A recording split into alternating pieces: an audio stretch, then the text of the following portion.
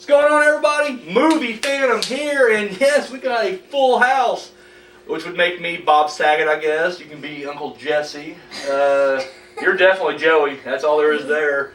I'm Becky. You want to be Becky? Then you can be little Michelle. So there we go. We got the entire full house clan here.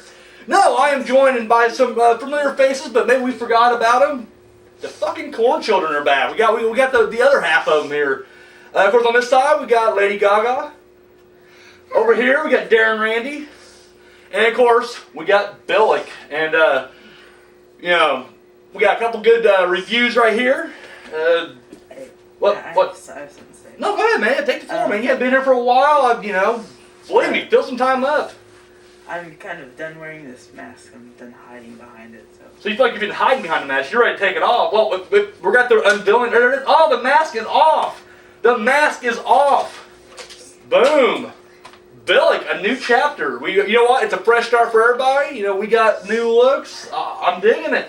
All right. It's a little scarier behind the mask. I'm not gonna lie to you, but I'm in. It stinks a lot. Yeah. It's a little hot. Yeah, no, don't get me wrong. I've done this. I did this at a convention, and there's like a room full of people, and it's just like, it's the body heat, it's all sweat. No, it's ruthless. It's ruthless. So there we go. We got the unmasking there. We got the Corn Children back, and we got ourselves a John Carpenter double feature. First we got They Live. Bam. And of course we will have that with vampires. So boom, there we go.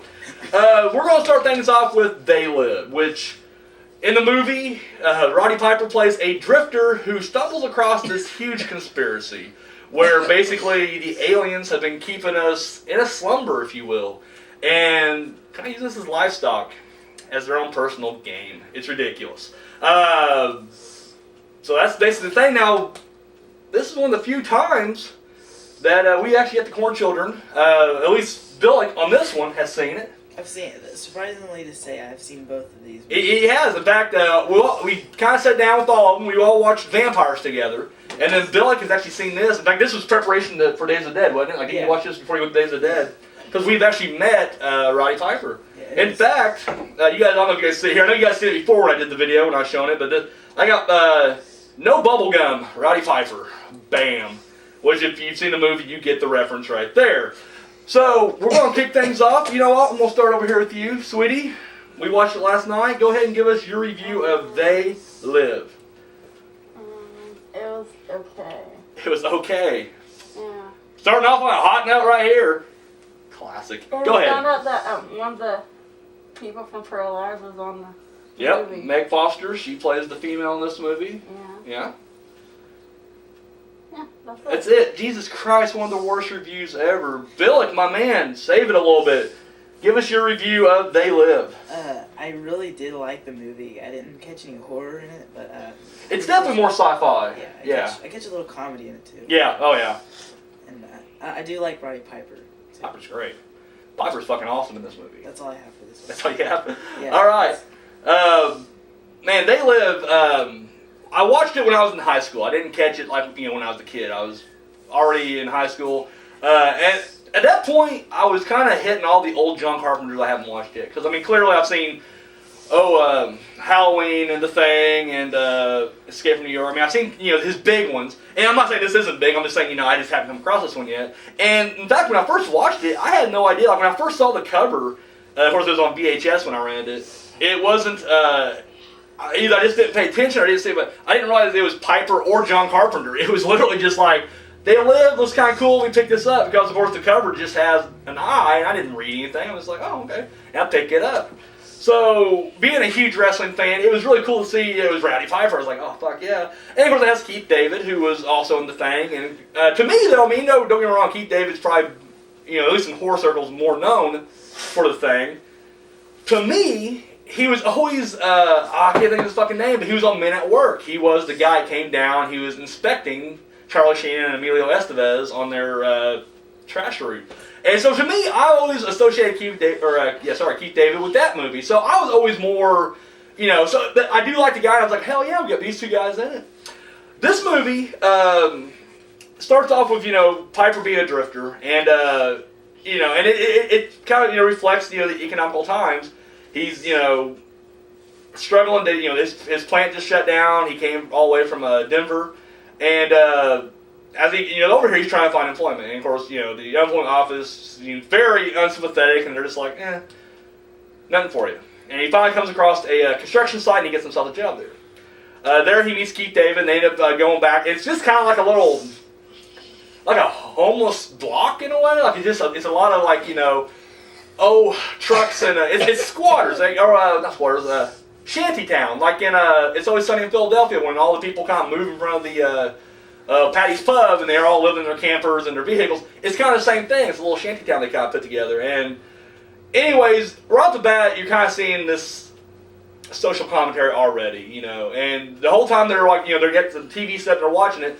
This dude who kind of does this pirate broadcast, breaks the signal, and he's like, they're in control, and he's being very vague, but he is talking the whole time how there is no more middle class, and it's like they're weeding up the middle class, and there's just two classes left, the rich and the poor. And it's kind of funny because this movie's made in '88 or whatever. That to me seems very, it speaks for today even. I mean, I'm not trying to get on the whole conspiracy theory thing, but it is kind of like, we can see, the times haven't really changed a whole lot from then. In fact, it looks more, it looks more like, it applies to today, even more so than back then. Anyways, he's in the Shantytown. And right off the bat, the weird thing starts happening.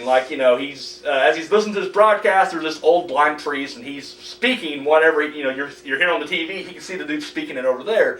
And there's a church that's playing, you can hear singing, gospel singing, but when you go inside there, it's a videotape or a tape recorder. And, playing the sound. So he's already kind of like, what the fuck's going on here? Anyways, what happens is the police crash the place. And, of course, destroy everything there. Not a whole lot get killed. It's more just they just beat them down for the most part. Anyways, Piper gets away. And then, of course, he goes back because whenever he was in that church, he found a little hidden compartment and found these boxes in there where he snatches the box. When he's far away from the area, he looks in there and he finds sunglasses. And he's just kind of like, what the fuck? But he realizes that, clearly they were hidden for a reason. So he kind of puts them in a trash can, kind of buries them, He strategically puts them there. He doesn't just toss them in the trash. He puts it in there. And so he's walking around, but when he puts the sunglasses on, you start seeing different things. You'll see an advertisement for a Caribbean cruise, but it says obey. Or you'll see, a sign for a bank. And of course, it really says, marry and reproduce. It's just there are all these subliminal messages that, now with these glasses, you can see past that shit. And then, of course, the most startling revelation is when you look at certain people, you see that they are, in fact, aliens. And not everybody, but enough to make you freak out. And then from there, I'm not going to go through the entire movie for you guys. Clearly, you have already seen this. If you haven't, you definitely got to check it out. But it definitely, kicks up. Now, you're right. There was definitely not much horror in this at all.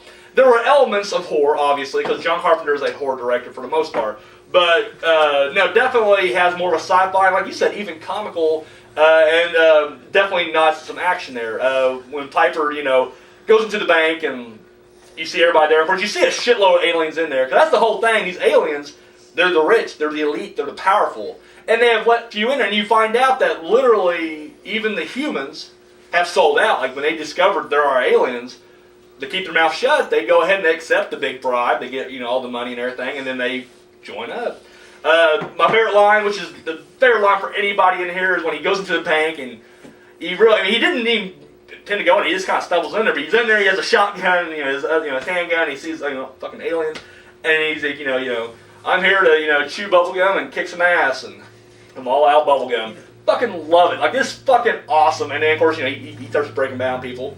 The scene where him and when he tries to convince Keith David to put the glasses on, and he wouldn't do it, and they get in this big fucking fight. This epic fucking street fight. It's just so awesome. And then a little note for you guys out there, Trey and Matt from South Park, they recreated that fight in their Cripple Fight episode where Timmy and Jimmy get in a fight. That episode. And, put the hat on Timmy, and he's just like, and they get in a big fight. And they literally, it was choreographed based on that fight right there, so I thought it was kind of cool. I love that episode. Oh, it's great stuff. No, just an awesome movie. Now, here's the one thing, and I'm going to drop some spoilers, because once again, this is 1988. Clearly, you guys have already seen it. If you haven't, once again, check it out. I kind of find it hard to believe that I did not realize that Meg Foster's character, I forget her name now, in the movie. We just watched it last night. I'm already blanking on the name. But anyways, I find it hard to believe that I didn't realize that she was in on it. Because when I rewatch it, it's like, it's so clear that she's clearly working with the aliens. Like, she's clearly already sold out. I didn't, though. And I remember, like, the first time I watched it, I was generally shocked when she pulls the gun out and blasts, David in the back of the head, or Keith David in the back of the head. And I was like, fuck me, Piper, I think his performance is great. I mean, he didn't really stretch too much from being Piper. So I guess you can't really say he's got great acting in this, because he is just playing Rowdy Piper. But you know what? I love Rowdy Piper. Like, I'm a big fan. So, I mean, it's just basically Rowdy Piper, down on his luck. And I just like a lot of little subliminal, or I guess not just subliminal, but like a lot of social, I mean, he's, it's funny how when it first starts off, Keith David's definitely like, we got to, before we even find out there's aliens, he's like, we got to make a change. He makes a comment like, we ought to take, a sledgehammer up to, these rich bastards and bust up one of their cars.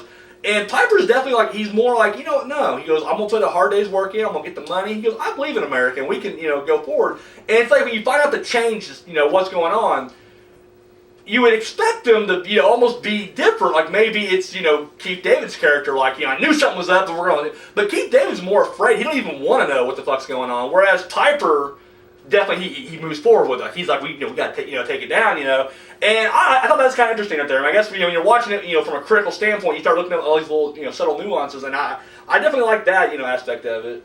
And then Piper, to me, is always, there's just little flashes of Snake Plissken in there.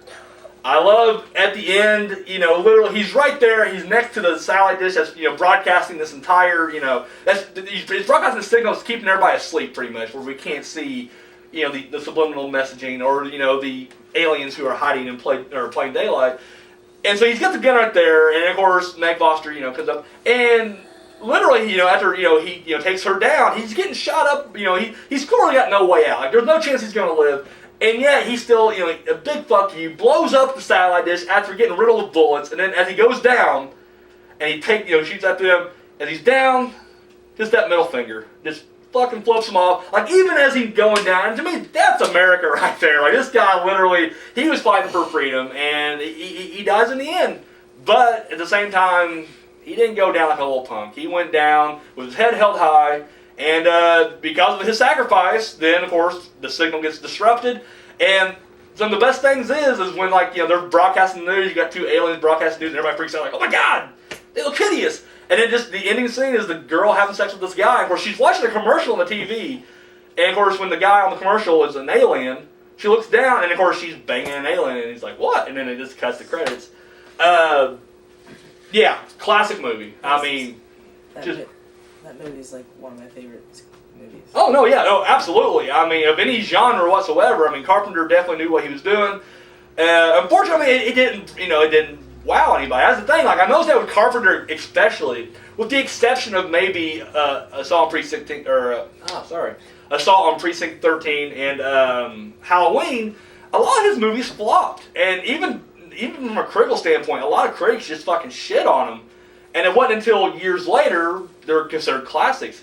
Now, I'm not trying to be that guy who's like, since day one, but seriously, since day one, like, since I was a kid, anytime I came across a Carpenter movie, 9 times out of 10, or even more than that, we'll say 99 times out of 100, I've always, loved the movies. I think, they're great. I mean, I'm not the only one. There's tons of fans out there. Of course, I think it's one of those things we were all raised on. Like, we were all kids, grew up watching Carpenter movies. So we didn't really know any difference. Because, when you're older, you tend to let the critics kind of, I mean, even you're like, I don't let critics sway what I say. When there's enough bad press or whatever, you do tend to kind of be like, well, at least you get that preconceived notion, like, okay, people hate this movie. Now, I'm not saying you'll agree or disagree, but it is playing in your head, whereas when you're a kid, you don't know shit like that. No one tells you, the critics hate this movie, because why'd you tell a kid that? So you just watch it. You watch it because you do what, kids do. You just watch movies. If you like it, you like it. If you don't, you don't. And, yeah, unfortunately, it didn't get a whole lot of play back then, but it's definitely getting its recognition now. So, yeah, I highly recommend it. I don't know what else to say. Anything I say now will just be, repeating what you guys have already heard a million times before from a million other reviewers.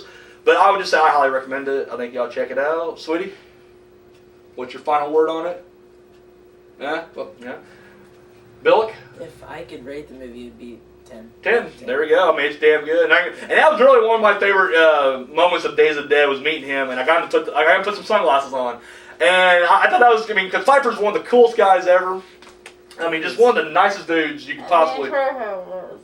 We're not talking about Danny Trejo, though. We're talking about Pfeiffer. Don't get me wrong, Danny Trejo was awesome, too. He was a sweetheart of a guy, too. But what about Pfeiffer? You can't just bring up other people. Come on now. Pfeiffer's awesome. Pfeiffer was great. And like I said, I got my picture. I got a picture of him with him. I'm sitting there, and I'm nervous as fuck. But I look at him like, man, can I ask you a favor? And he goes, what is it?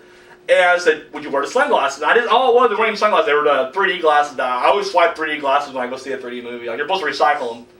Hope this don't get out. I could get arrested, I think. But I always end up keeping them. So I had like this, I had 2 of them. And that was I brought 2 of them just for that reason alone. And dude, he was like, sure thing, Bubba. And he takes them and he puts it on. I'm like, son of a bitch, he actually did it. I was like, I wasn't expecting that. So I mean, the guy, I mean, I can't speak highly enough of him. I think he's an awesome guy. Just like everybody else said, he smelled like he had a little alcohol. He probably did. He probably partied a little bit. It's all right though. I'm okay with that. He knows how He was nice. Wish he would have partied with us. That would have been awesome. He did walk by when we were partying with the Canadians. He actually walked by the room, and we're like, Pfeiffer, come on. I can say from his perspective, though, because it was just a bunch of drunken idiots in a room, so I can understand why he declined, but even when he declined, he was still super polite. He smiled, kind of shook his head, and he just walked on. I was like, dude, he's a class act all the way. Now I'm sure when we turn the corner, he's like, oh, fuck those guys. But at least he didn't do that to our face. He could have easily like, you guys are retarded, and I'm not gonna have a beer in Canada. I'm moving on. But he didn't. He was very classy, and I can't. That's a thing too. I guess when you meet your hero, so to speak, and they actually turn out to be pretty cool, and then you watch their movies, you just love me more. Like, even if you loved the movie before, which I did.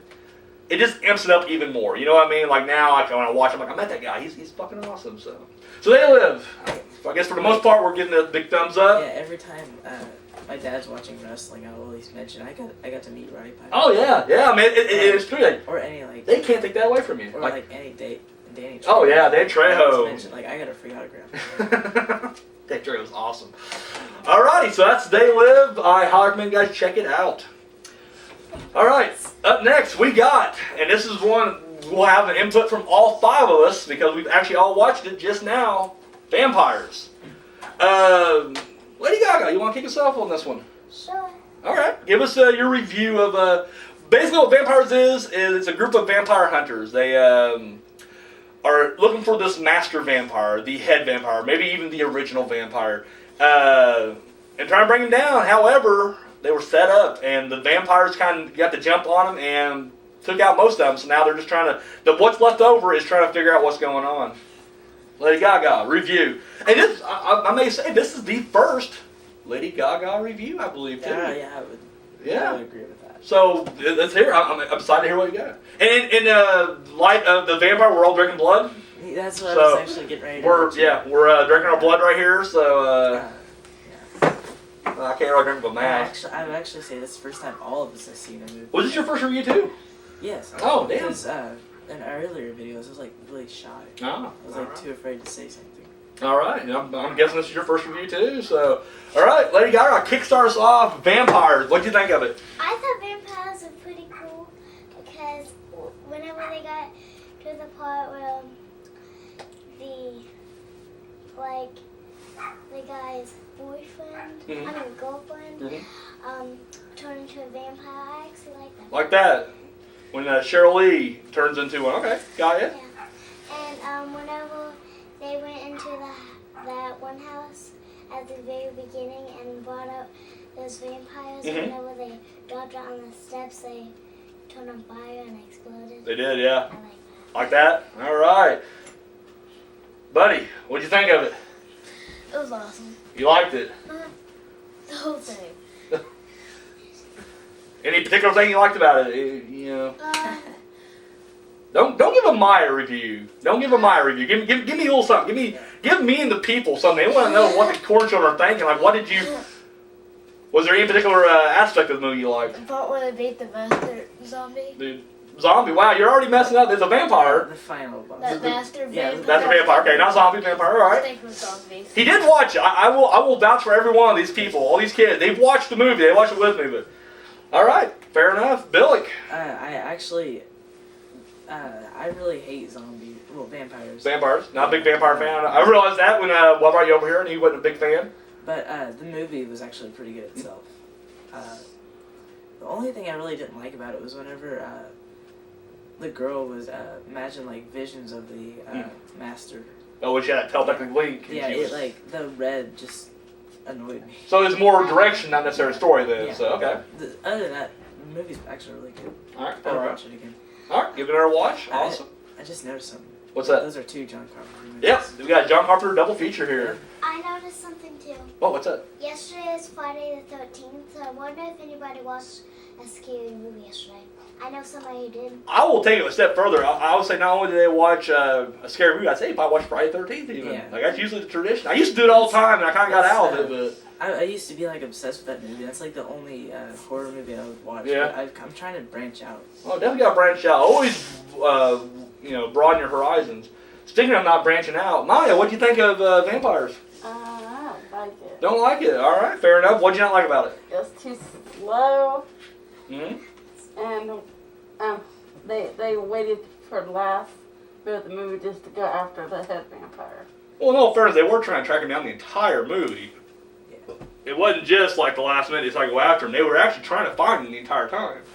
Yeah, but then they killed the other vampires. Trying to find the head vampire. They didn't know where he's at. He didn't have like a listing in the Yellow Pages. Do people still use the Yellow Pages? Is that really a thing anymore? That's showing my age right there, I guess. But anyways, it was 1998, so they definitely had Yellow Pages back then. So yes, they couldn't find him. Yeah. So you okay? All right, fair enough. Also, I like how they didn't go overboard with the blood. They just like went perfect. With I think certain scenes that they did, but then you're right. Certain scenes they didn't. They did a lot of like whenever quick flashes, and then cut to another scene of someone else getting messed up. whenever Katrina bit the guy's neck off. Yeah, It was a little overboard. With the old board. Yeah. So are you a fan of gore? Not a fan of gore? I'm a fan of gore. Gore, okay. All right. That's All right. If I would pick my favorite whole, like not whole movie, but you know what I mean. Yeah. It would be vampires. Vampires. So you like vampires? All right. Got some new fans here. For me personally, this came out in '98, and I watched it probably '98 or '99, whenever it came out on VHS. Old school, I know. When I watched it, I thought it was all right. I have never really disliked this movie, but I will say this was the one movie that was always kind of low on the John Carpenter totem pole, if you will. When I watched it the first time, I thought it was okay. I was like, it's okay. And that was it. And I don't think I watched it again until I came across this DVD in the $5 bin at Walmart. And I just, I was like, well, fuck, I'll pick it up. $5, ain't bad. And so I did, and rewatched it again. And I have noticed the more I watch it, the better it does get. I love James Woods' performance in here. I just think all his dialogue is, and essentially he, much like we said, Piper just being Piper in that last movie. James Woods just being James Woods. I mean, what you'd expect the guy to be. I know, like now, especially now that he's guest starred on Family Guy. It's kind of a raunchy, mouthy, kind of sarcastic dick. That's what he was in this movie. Like that was him. And I love that character. Like I do like that character. Carpenter has always been a fan of westerns. This is not a secret. In fact, he always wanted to do a western early on, and just always initially it's the budget that kept him from it. And then just as time went on, I guess people just want to see more horror out of him instead of letting him do what he wanted to do. I like also how it was made in 1998, but it still looks really, really Oh no, yeah, the film definitely looks good. Definitely does. Sorry for it. No, you're good. You're good. But no, but you can always tell in certain movies he always had a bit of a western kind of flair to it, I guess you can say. Escape from New York and even L.A. Clearly, and it's been documented many times that Snake Plissken is like the man with no name. He is Clint Eastwood pretty much in those things. Even down to the music in those, and especially the music in this one, hardcore. Ghost of Mars, you can even make the argument that it's almost like a western set in space. Of course, in that one, there's definitely more Martian vampire, what the fuck they were, infected, possessed zombies. I don't know what the fuck they were. They were entities. They were evil, is what they were. But at the same time, you could see there was a western component to it. And this one is probably his most western-ish movie. Down to the fact that they're almost like a band of gunslingers, if you will, hired guns that are out to take out the bad guys. And of course, in this case, the bad guys happen to be vampires instead of train robbers or whatever. But there is a very Western feel, and even down to the music. The music, which is still very John Carpenter-ish. Like at the beginning, the country music. Yeah, it had like a twangy. That's what I was actually going to mention that while we were watching it. Mm-hmm. Yes, it definitely had, and even though it still had the John Carpenter tones, if you will, there was this heavy, twangy guitar, and you could just tell it was just more, it's the influence of the thing. And also, like, I like at the beginning, like everybody, usually I feel like everybody on the team is like a country douchebag. Yeah, they all definitely had that roughneck feel to them. That's kind of a thing. I remember even as a kid, I was hoping that more survived, I guess, because it was like they kind of give you a glimpse of each of them, and you can kind of sense there's a personality to each of them, but they don't last too long. Well, I'm definitely dropping spoilers because this is 98 right here, 98, 99. I think I said 98. Yeah, I said 98. Okay, so I'm definitely not dropping spoilers, but I remember as a kid thinking like, all you guys are going to band together. And no, they get all wiped out. Even the priest early on, I love that first priest. I thought it was just funny. He's so serious. And then when the party comes, he kind of, he gets drunk and he just fucking loosens up. And then the thing is, when the head vampire shows up, Bilak, he's there. Like, he does not flee. He's part of the team. It cost him his life ultimately, but he's still, and so you kind of hate to see him go, You going to say something? Yeah. Oh, okay. But no, the two survivors from this massive attack, it's James Wood and of course Daniel Baldwin. In my opinion, the worst Baldwin brother. But I love him in this movie. He's good in this movie, but it could have been Alec or even Steven for that matter. I like Steven. I'm a big fan of Baldwin. That's beside the point. Not gonna sidetrack. Anyway, I remember what I was gonna say. Like you were talking about how serious the priest was at the beginning, mm-hmm. and he got drunk. It's kind of like with the other one. He was like so serious at the beginning, but like at the end, he was just like more calm. Yeah. Like he's more integrated in the group now. He's actually gone through some shit. Yeah. So it does kind of it breaks the shell a little bit. I like that. I did like the new priest too. Because when he comes aboard, he's kind of forced aboard first. He's just kind of like he's the replacement of the other priest.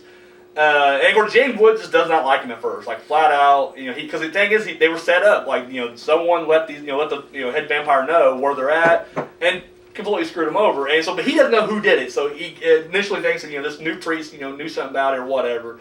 And even to the end, he's fucking with him the entire time. Like you get the idea that you could be James Woods' friend, or Jack Crow, as his name is in this movie.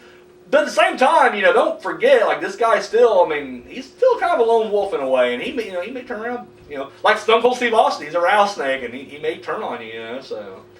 The only thing I really didn't like about the movie is, like, they were going after one head master thing. They should have, like, made a story where they go after a couple. I feel like there was potential for maybe not even sequel, maybe a prequel, to see this crew kind of take out some vampires first before they get to them. And I would have loved to have seen a real sequel. Now, there was a sequel to this. It was straight to video, I believe. Maybe even made for TV. I don't remember. Made for cable or something. But anyways, it has Bon Jovi as the head. Now, not the head vampire, but the head leader of the Slayers. I don't know if he's playing Jack Crow and he's just another character, another actor. Excuse me. Or if it's a different character altogether. I never watched it. It looked bad. Like, I saw a clip of it on Sci-Fi one day when I was flipping by, and I'm just like, fuck this. Like, I'm not watching it. The fact it's on Sci-Fi for one kind of hurt because I was like, I don't know what there's going to be some nudity or some bad language or some excessive gore that they're going to cut out. I don't usually watch new movies on cable. I just don't do it. However, I have nothing against Bon Jovi. I'm a big Bon Jovi fan. I like Wanted Dead or Alive. I'll rock out to it. It's a good song. But it's hard to replace James Woods, what I'm trying to say, I guess. Yeah. So I literally had no desire to see that. If you guys have seen it, drop a line. Let me know if it's any good or not. That's another thing I don't like when they make movies is like, they'll make the first one and like the second one's supposed to be like a prequel or a sequel, whatever it is. And they changed the characters. Yeah, they recast, yeah. Kind of like Home Alone. Yeah, one and two were pretty good, then three changed the characters, sucked. But this movie, like I said, it's a good watch. It's solid. Even now, I will not put this high up there on the Carpenter. I think there are definitely way better Carpenter movies. The few I mentioned before, Halloween, Assault on Precinct 13. fucking Big Trouble in Little China, you know, Prince of Darkness, They Live. I mean, these are all better than vampires. However, as like I said, as time went on, it has rewarded me with this movie, and it actually, I mean, it does get better with each watch. So yeah, I highly recommend it. My favorite line out of this movie is this. The new priest that shows up, you know, he called him Padre. He's constantly asking him, like, you know, so when I was back there kicking your ass, did you get a little wood? I love that line. Like, I laugh every time. And then, like, at the end, he's like, you know, he's in there, like, you know, he's killing that vampire. Did you get any wood? I love that. Like, I don't know, just something about that is just freaking hilarious to me. Yeah, So, I like that. So overall, I guess we're saying 4 out of 5. We like this movie, and Maya's gonna be the stick in the mud and be like, You know, I don't like this movie. 3 out of 5. 4 out of 5. She's not changing. She's like, nope, I didn't like it. Yeah, I haven't been watching your videos. I don't know if you have. Have you been rating the movies on a scale of 1 to 10? I don't do a rating thing. We should do that. Well, I thought about doing it, but here's the problem with rating a movie, right? Like, let's say I'm like, I give, you know, this, you know, 9 out of 10, 10 out of 10. And then you get the other ones, right? And let's say this movie I really dig, and it's like, you know, an 8. But I actually, in my mind, I actually do like that movie better than this one. Then I gotta be like, well, shit, I consider this 10 out of 10. And this one over here is, you know, 8 out of 10. Well, shit, you know. So I feel like when you number shit, people can classify that, and then they're like, well, how do you justify? You know, I'm like, well, I can't justify that. At the time, I said that. Yeah. So I always kind of stay away from the, you know, I don't even really like the thumbs up, thumbs down. I used to say if I liked it, if I don't, kind of thing. But I will say I do recommend both films. I think especially if you're a fan of John Carpenter, if you're a big vampire fan, maybe not, because they do go away from the, you know, a lot of the vampire stuff. In fact, the only thing that really make these guys vampires is the fact they can't catch sunlight, and you can stake them. And that's really it. Like, you know, crosses don't work, garlic don't work. They mentioned a couple other things that, you know. Actually, you kind of quoted it. Well, I didn't say that. Yeah, I do like, you know, I do like that aspect of it. But once again, it's a different take on the vampire. So if you're expecting, like, you know, typical vampires with typical rules, it's not quite like that. And there's another thing I'm bugging me about this too, especially later on, was when he's fighting the head vampire.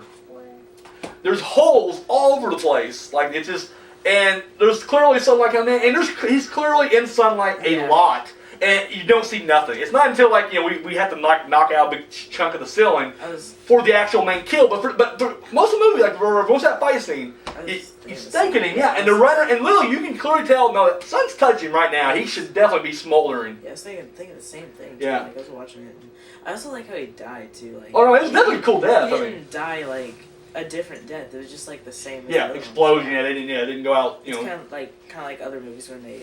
Well, From Dusk Till Dawn was like that, where everybody kind of went out a different way. I think they even said that in Lost Boys too. Like, you know, no bloodsucker goes up. You know, no two bloodsuckers go up the same way. But I do like the fact that they are more. I mean, it makes it more realistic too, because I feel like, you know, if it's a virus or whatever is coursing through your blood, it should affect you all the same. You know what I mean? No matter if you're the master or not. Exactly. The hit explosion was bigger though. I mean, he did fucking. Oh yeah. When the other actress I forgot to mention, we mentioned her earlier because she brought her up. Cheryl Lee, she was in Twin Peaks, is what I mainly know her for. In fact, I want to say I actually saw her in this first before I saw Twin Peaks, or maybe I can't remember now. But anyways, yeah, a big fan of hers from there, and I thought she did pretty good here. I mean, she didn't really have much to do other than act confused and turn to a bloodsucker at the end. But there's another girl who, at the end, like toward the end of the movie, it's nighttime. She vamps out. She attacks Daniel Baldwin, and she was back. And this point, she's clearly a vampire. Next day, she's in the front seat of the car. There's sunlight hitting her. They have a big kiss between her and Daniel Baldwin. I'm just like, how is she not blowing up right now? Like, how is this?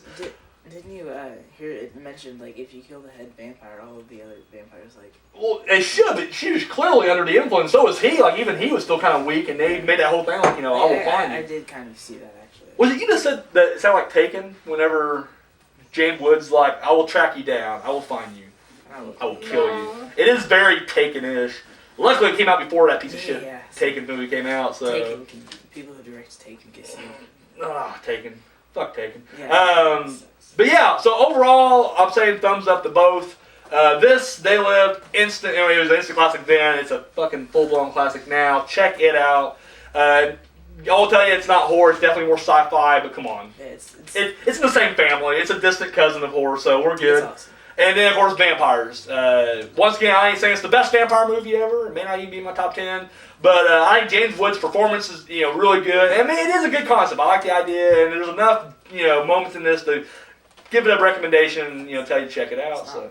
Like, I don't know if you mentioned this already, but it's like not horror, it's more... Yeah, it's definitely more, it has more, because I told the kids when I sat down, because I mean, I haven't really been around, because not so much him, because he watches horror movies, but the other two, I was like, listen, you guys know, it's not really horror as much, it's definitely got more action to it than anything else, and it kind of falls into that horror action, subgenre, so there you guys go, They Live and vampires, so, you guys got anything else to say? No. Well, I do. If you rent it or buy it anyway, watch it the first day, because it's a really good movie. Actually, I have something to say. Do you have any scissors? Oh, I'm not going to say. Do you have any scissors? I don't. Alright, so, on behalf of Bilak, Darren Randy, we got Lady Gaga, Maya, on the movie Phantom, and we're out of here. Oh, take it down. Ending the mask for sure. Boom. There it is. He is broken free, guys. The power has been unleashed.